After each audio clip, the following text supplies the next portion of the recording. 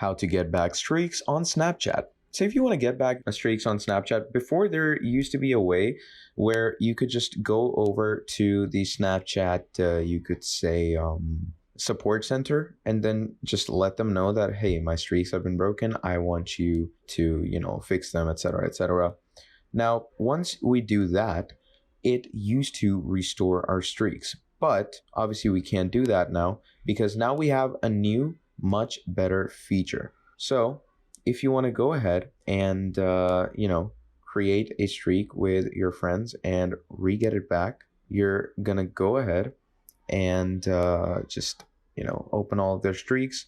Now, once their streaks are done and you should lose your streaks, right beside here near the message section over here, you're going to see a message that will say restore. Okay, it's going to be a fire message. And once you choose the fire message, it's going to tell you to restore the streaks and you're good to go. So thank you for watching, and I'll see all of you next time. Goodbye.